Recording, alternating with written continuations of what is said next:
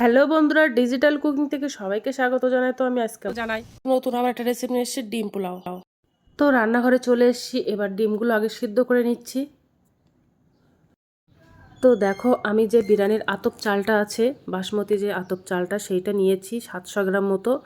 তো ওই চালটা ভালো করে জল দিয়ে পরিষ্কার করে ধুয়ে আধ ঘন্টার মতো জলে ভিজিয়ে রাখবো, তারপর রান্নাটা করব। এবার রান্নাটা শুরু করব। দেখো, উনানে একটা কড়াই দিয়ে দিয়েছি, ওর মধ্যে একটু সাদা তেল দিয়ে দেব। যে ডিমগুলো আমি সিদ্ধ করে রেখেছিলাম, ওই ডিমগুলো আমি ভাজা করে নেব। আর ওর মধ্যে একটু তোমরা চাইলে হলুদ গুঁড়ো দিতে পারো, যেহেতু এটা পোলাও রান্না হচ্ছে, তো কালার না দিলেও ভালো হয়, তার জন্য আমি কালারটা দেব না। তো ডিমগুলো ভাজা হয়ে গেছে, এবার আমি একটা প্লেটে তুলে নেব ডিমগুলো দিয়ে। এবার ওর মধ্যে একটু সাদা তেল দিয়ে দেব। এবার পেঁয়াজ কুচিয়ে রেখেছিলাম, পেঁয়াজগুলো ভাজা করে নেব।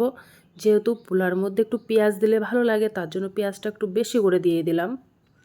দিয়ে পেঁয়াজটা বেশ ভাজা করে নেব।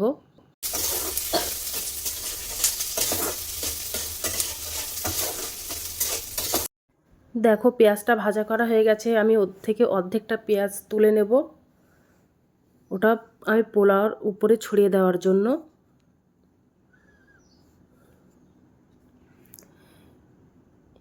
এবার আমি ওই তেলের মধ্যে আমি 2 চামচ ঘি দিয়ে দেব।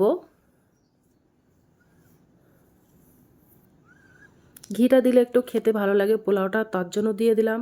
এবার ওর মধ্যে কিছুটা গোটা মশলা দিয়ে দেবো। তো দেখো, একটা স্টাইনিশ শাহজিরে হাফ চামচ, জয়িত্রী হাফ টুকরো, 3টে শুকনো লঙ্কা, 3টে লবঙ্গ, 3টে ছোটো এলাচ, আর একটা হচ্ছে দারচিনির টুকরো, আর একটা বড় এলাচ। এই মশলাগুলো দিয়ে দেবো, দিয়ে একটু বেশ সুন্দর একটা গন্ধ আসা পর্যন্ত একটু ভাজা মতো করে নেব।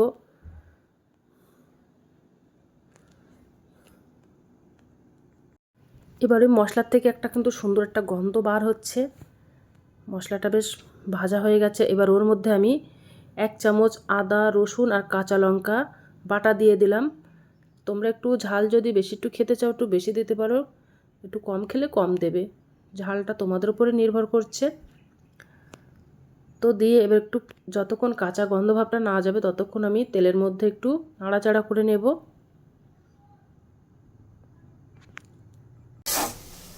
দেখে তো তেল ছাড়া ছাড়া মতো হয়ে এসছে।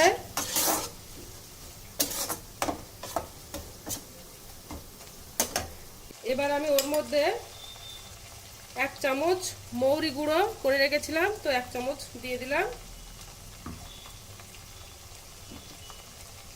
1 চামচ জিরে গুঁড়ো, 1 চামচ ধনে গুঁড়ো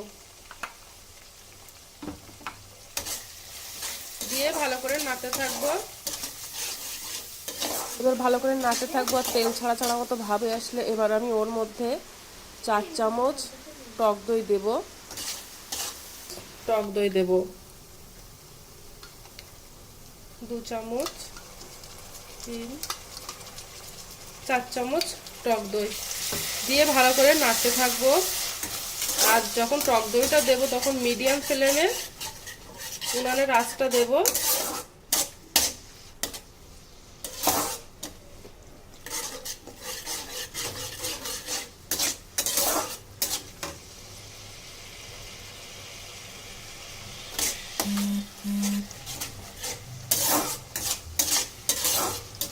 তো দেখো, তেল ছাড়া ছাড়া মতো হয়ে এসছে, ভালোভাবে ভাজা হয়ে গেছে মশলাটা।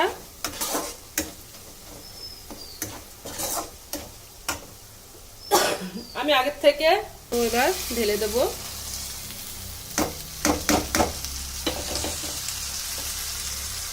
দিয়ে ভালো করে নাড়তে থাকবো।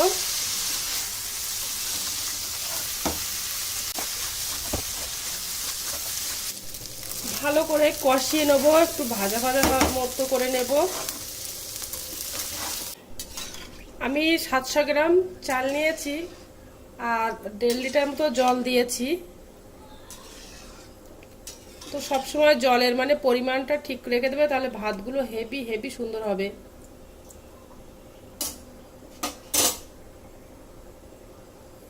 তো ওর মধ্যে এবার আমি একটু লবণ দিয়ে দেবো, পরিমাণ মতো লবণ দেবো, খুব বেশি দেবো না।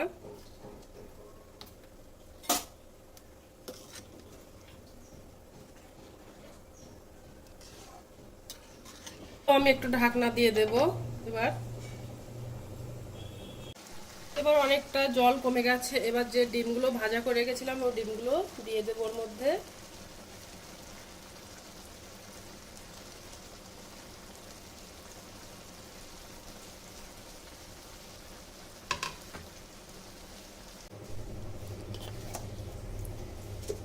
এবার উপর থেকে একটু গরম মশলা ছড়িয়ে দেবো 1 চামচ।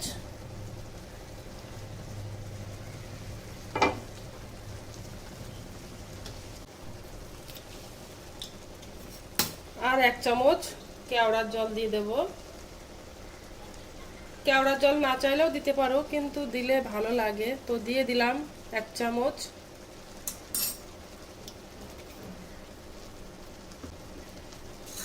আর উপর থেকে যে পেঁয়াজ ভাজাটা রেখেছিলাম তো সেটাও ছড়িয়ে দিলাম।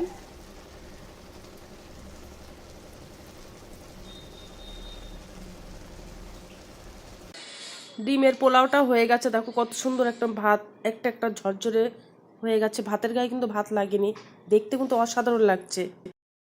তো এবার তোমাদেরকে প্লেটে তুলে দেখাবো যে কেমন হয়েছে ভাতটা। দেখো একটা একটা একদম ছাড়া ছাড়া ভাত হয়েছে, ঝরঝরে আর লম্বা লম্বা, দেখেই মানে মন ভরে যাচ্ছে, খাওয়া তো পড়ে।